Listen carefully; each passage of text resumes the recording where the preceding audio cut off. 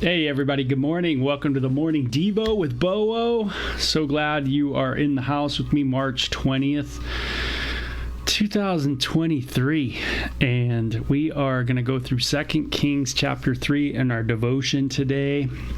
And what a cool book this is. Very cool.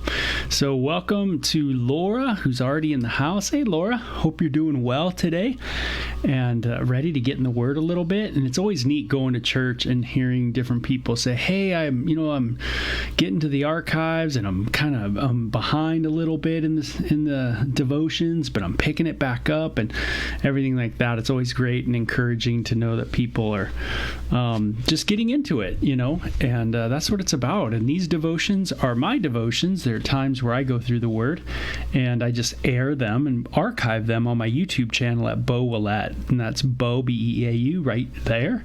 And then it's O-U-E-L-L-E-T-T-E. So today it's cool because it's one of those ones where it does talk a little bit about kind of music. And I always love chapters that have something to do with music in them because music's so cool. You guys know I play guitar. I always have a guitar around, and I always love to play and play nice chords. And I find music is absolutely phenomenal when it comes to our ideas of God, actually. And how we actually process music, I find pretty fascinating. So A lot of everybody out there knows I'm a big guitar guy and love it. But let's get into this chapter and we'll see where it actually has anything to do with this chapter, right? So remember, we're always talking about the government and we're talking about the prophet in this section of the Bible. And it's obviously the relationship between God and Israel, and but there's a big chasm. There's a big problem going on, and that is one of Israel's sin and rebellion. So God is very distant, from the nation, or should I say the nation is very distant from God. And so the only way they're hearing from God is really through a prophet, a spokesperson for God. And it's usually always because the words that come out of the prophet are usually judgments, because the people aren't worshiping God anymore. They've gone away, like many of us, right? You start off at church and then you kind of slowly drift away. Well, Israel's done this. So Ahab's son Joram began to rule over Israel in the 18th year of King Jehoshaphat reign in Judah, and he reigned in Samaria 12 years. He did what was evil in the sight of the Lord, but not to the same extent as his father and mother. At least he tore down the sacred pillar of Baal that his father had set up. Nevertheless, he continued in the sins that Jeroboam son of Nebat had continued, and led the people of Israel to commit sin. So we get a little bit of background that it's kind of continuing on and on in these northern tribes of Israel, this kind of sinful pattern. This king is not as bad, it says, as mom and dad was, but still didn't reform, the nation, the society back to Yahweh worship. Worshiping at the temple, doing the things that all of Moses' law said to do. All that's been thrown out, by the way. It's pretty much like Israel has just said, forget it. You know what I mean? We might resemble a little bit of what Moses talked about, but we've pretty much just gone away with it completely. We have now integrated into kind of secular society, and that's kind of what it's about. Pretty interesting. In the New Testament, it says, come out from among them. And it's a quote actually from the Old Testament, right? From what we read in the early books of the Bible. Come out from among them.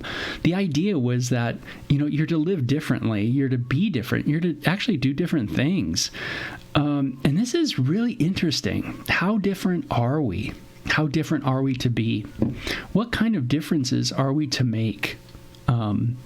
With all kinds of things you can think of. The way we marry, the way our relationships are.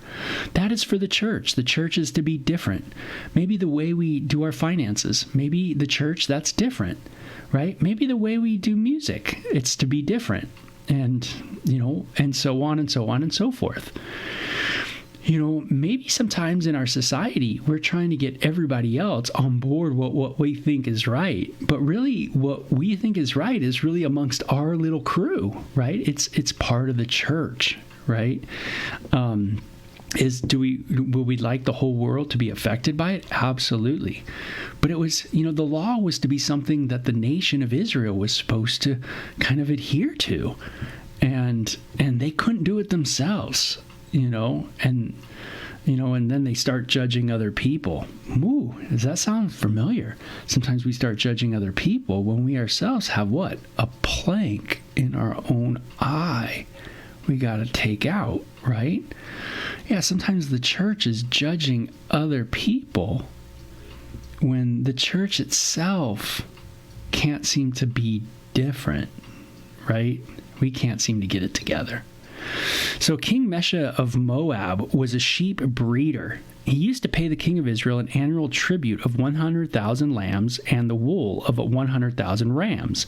But after King Ahab's death, remember that guy, it says the king of Moab rebelled against Israel. So Moab's still around, and they now pounce, right? They pounce when they can, and they do it. So King Joram promptly mustered the army of Israel and marched from Samaria.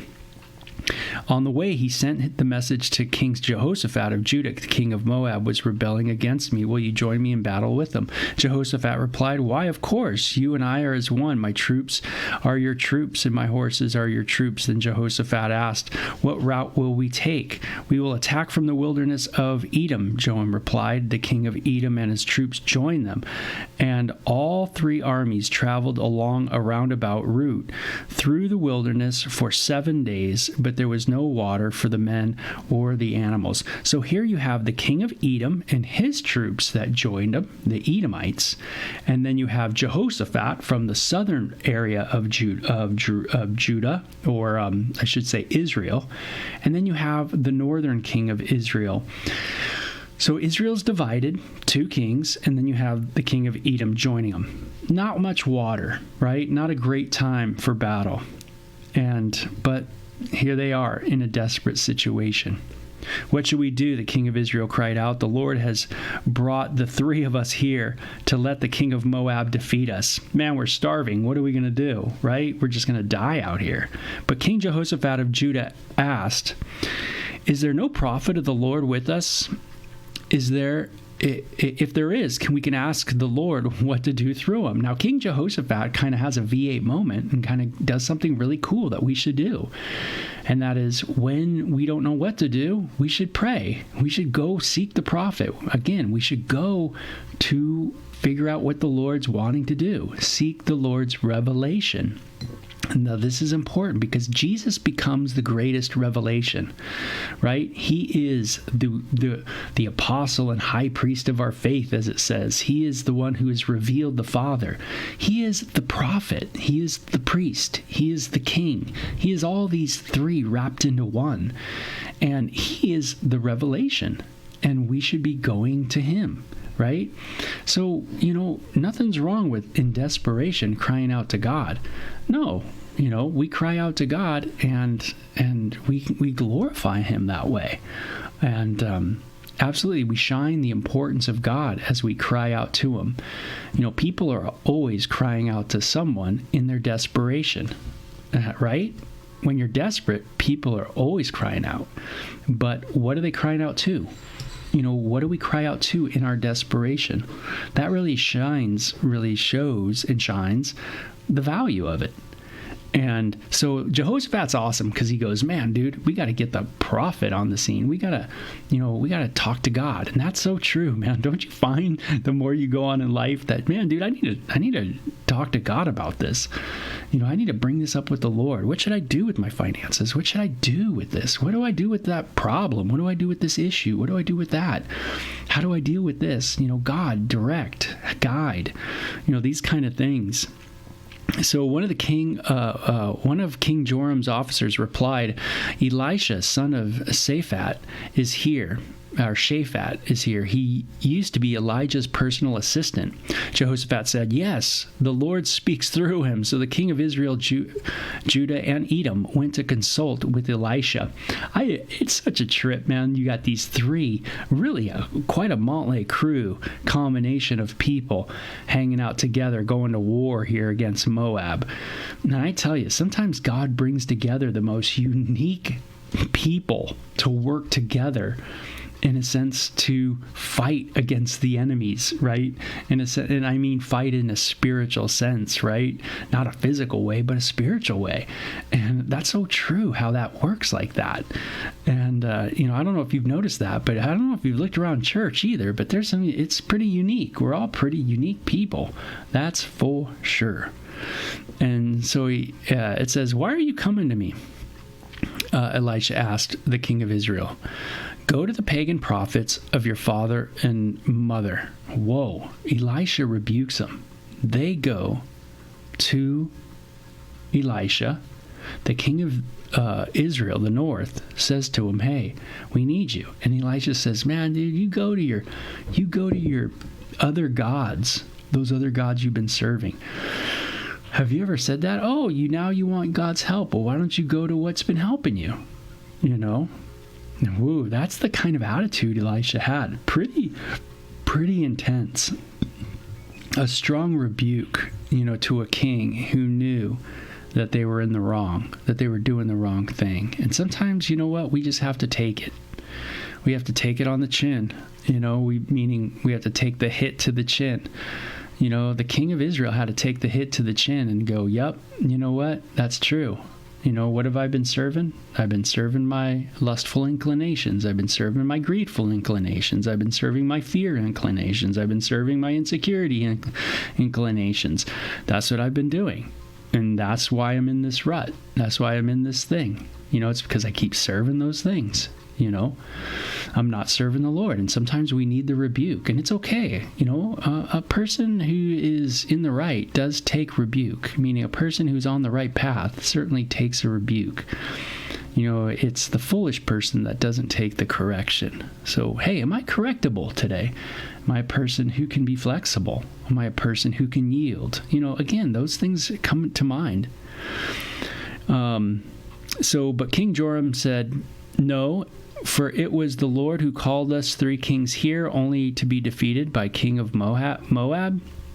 And Elisha replied, as surely as the Lord Almighty lives, whom I serve, I wouldn't even bother with you except for my respect for King Jehoshaphat of Judah. So Jehoshaphat was a cool king. He was someone who was respected by Elisha. And it says, now bring me someone who can play the harp. Hey, I want to talk to, I'll give you, what the Lord's word is. But first, let's do some music, right? Isn't this great? While the harp was being played, the power of the Lord came upon Elisha. What a trip. Is this not a little bit of a pattern of what we do in church, right? Just as we saw Solomon had musicians and they sang to the Lord as one before the Lord, so the church comes together as one when they were dedicating the temple, right, in 1 Kings.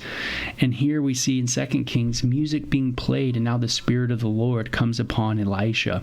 And a neat relationship, right? The Spirit comes upon him, right? The power of the Lord comes upon, this interesting uponness that happens. And Elisha has this power, but it's interesting that music is being played. It's kind of interesting, too, that when the world was being created, the Bible says in the book of Job that the angels sang. The backdrop was music. And there's something special about music, right? You guys maybe never even have been trained in music. You've never grew up understanding the modes, Phrygian mode, Mixolydian, Locrian mode, Aeolian modes. You haven't learned any of the modes. You don't understand the modes. You don't understand,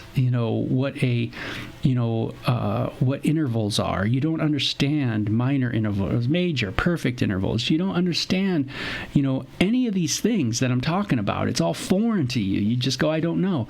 But it doesn't even matter, because you've been created in such a way that even if you don't know anything about music, your brain understands it. Your brain, meaning it's reading it, and it reads it right. Meaning, if I pick up any instrument and I just strum the strings, or I just get on a piano and just bat it with my hand, it makes no sense to your brain.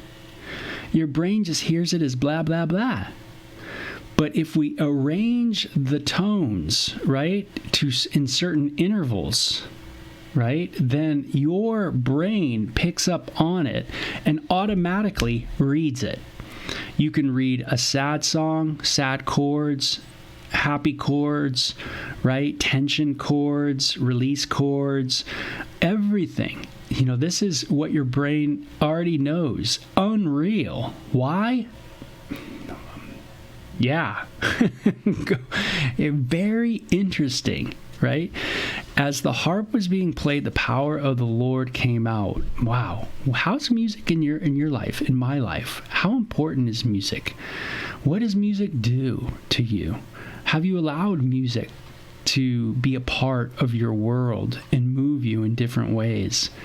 It can be interesting, because sometimes we're not used to music and it sounds weird, or it sounds interesting, but there's all kinds of different music, and it all has different reaction. It all kind of moves us to react differently. And I always suggest to anybody that you just listen to all kinds of music and see how it makes you feel. you know. Laura says that's how it seemed at church yesterday, that we came together and worshiped through the special music concert. That's right. You know, a different type of, you know, worshiping the Lord. And music's different, and different music has that different vibe to us. But notice that when God created, music's the backdrop. You know, and you see this. You know, there's musicians during the time of the temple being built. There's musicians very early on in the Bible. There's a harp being played, and the power of the Lord comes upon Elisha. You know, there's inspiration with God. There's art, inspiring, right? Something that moves us. It's something that helps us understand more the character of God. And that is cool. So, you know, I'm an artist. I've done oil pastels as well in my past. You know, I probably will when I get older, get back into that. But I've always loved that. And I love music too. But I just think, you know, we should all be people that, you know, like it says in Colossians 3, sing a song in our heart, making melody in our heart unto the Lord. It should be something that we venture out, you know, and kind of get into and learn about, because our brain already knows it. Our brain knows it.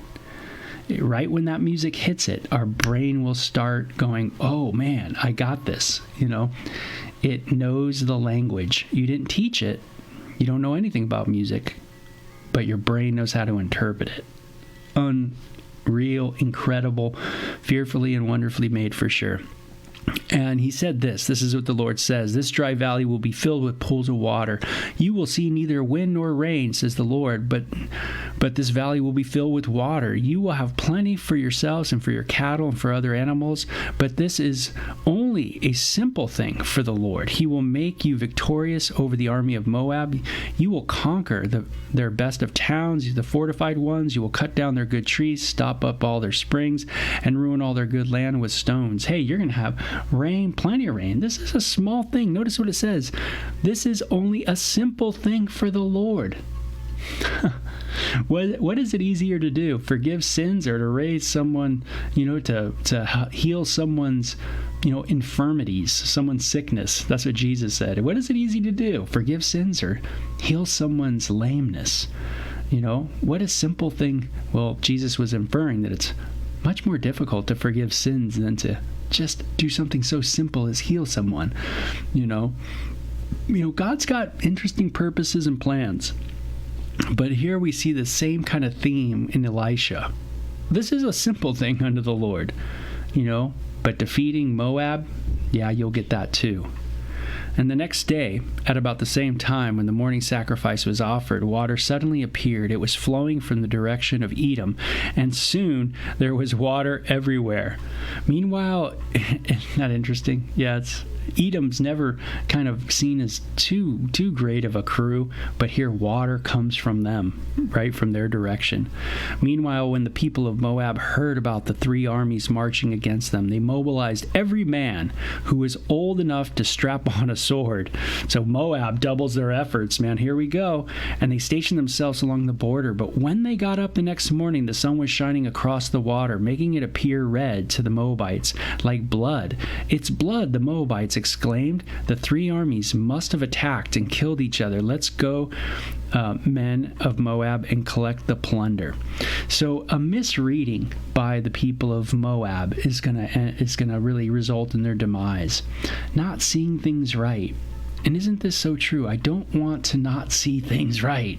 I want to see things right, because in the end, it could be my demise, right? You know, you go down a road, it says, don't go over the bridge out, right? If you don't see things right, and, you know, you got a visor on or something over your eyes, right? And you can't see things right, and you go, it's done. You're going over that bridge when there's no bridge. And, you know, this is how life can be for us. And I think of that this morning. It's like, gosh, man, you live your whole life. You get to the end. You do it all your way. You do everything you wanted to do. You did it your way. You did it you did your thing. You did exactly what you wanted to do. You lived your identity, your way, your blah, blah. It was you, narcissistic to the bone. Just you go. And then in the end, what is your eternity? What is your reward? What is it going to be? Man, you misread the times. You misread the times that you were in. You didn't read things properly.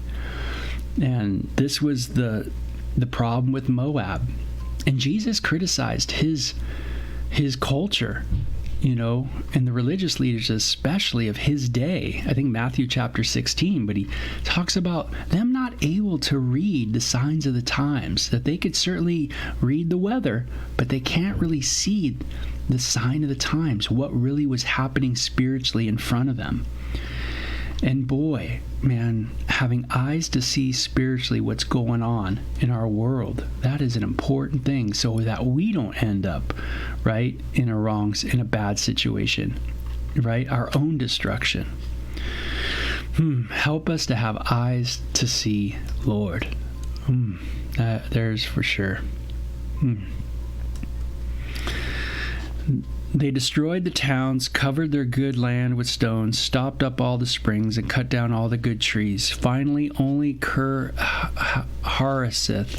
and its stones of the walls were left, but men with slings surrounded and attacked it. When the king of Moab saw that he was losing the battle, he led 700 of his swordsmen in desperate attempt to break through the enemy lines near the king of Edom. But they failed. The king of Moab took his oldest son, who would have been next king, and sacrificed him as a burnt offering on the wall. So there was a great anger against Israel, and the Israelites withdrew and returned to their own land. Wow. What does the king of Moab do? Oh, gosh, right? He can't see things properly. He's going down the wrong path, making wrong decisions, not seeing spiritually what's going down at all. Totally blinded to the sign of the times. And we have a lot of sign of the times right now in our world, don't we? And what does he do? He's losing the battle. He sees his demise up ahead, and he goes, you know what? I need to sacrifice something to my gods. I need to get my gods on my side. How do I get my gods on my side? I know. I'm going to take what is most valuable and show God that I really am for him. I'm going to give him to God, bring him to the Lord. I'm going to kill him. So he takes his son, who's probably older now, and he sacrifices him as a burnt offering on the wall. Wow, whatever that exactly means. Doesn't sound great though. And there was incredible anger against Israel. Unreal. So sometimes we just keep digging the pit more and more. Definitely needs saving, right? The king of Moab definitely needs salvation. But he didn't need to sacrifice his son for it. God would sacrifice his own son. God would send his own son as an offering, a perfect offering. What did Moab need to do? The king of Moab, he needed to be able to just come and bow before God and say, God, I'm in the wrong. I'm going the wrong direction. And man, he would have been saved. But instead, he tries to do things on his own. He tries to dig his heels into his religion. I need to sacrifice more. I'm going to do more. I'm going to show God that I really care. That kind of thing. That ain't going to do it. None of our good works is going to do it to get us into heaven. It's going to have to be God doing it for us, because we certainly can't. None of our good works is good enough. We've already blown it too many times. One time is enough. We are transgressors, right? We are trespassers. We are people that just keep going. When it says, do not trespass, right? Do not go that way, we go that way. And we see that in our government. We see it in us, because we are people, and our government is filled with people just like us. if we don't turn to the Lord, then we turn towards ourselves. And boy, we don't look good, do we, right now? You listen to everything out there on, all the videos of the different hearings that are going on in our governments and stuff like that, our different branches, and you all just go, whoa, listening to people, right? Yeah, and we are dreadfully alike. Oh boy. And you get us all in a room, right, to debate something, and we don't sound good at all. We sound a mess. We all sound wrong. It's really a bummer. And we need to turn. Moab should have turned at this point. The king should have went, man, I can't just buck up into my religion and be like, I'm going to keep going in my direction. My religion's going to do it. I'm going to show God just how great I am. Nope, you can't show God's holy, you ain't. And that's the bottom line. You need a savior. So, man, what a cool chapter, right? I love that music part, of course. That's a cool part. But notice just the king of Moab, just the stubbornness, right? Just to keep going. And, things were there that he saw, that he thought, oh, man, I'm going to go this direction and it's going to be good. There's a way that seems right to a human being. But the end leads to destruction. Yeah, that's so true. So, hey, you guys have a great Monday, March 20th. Enjoy the day, okay? And, hey, I'm so glad for your guys' comments in that comment corner as well. And glad you had a great time at church yesterday. You guys take care, okay? Bye-bye.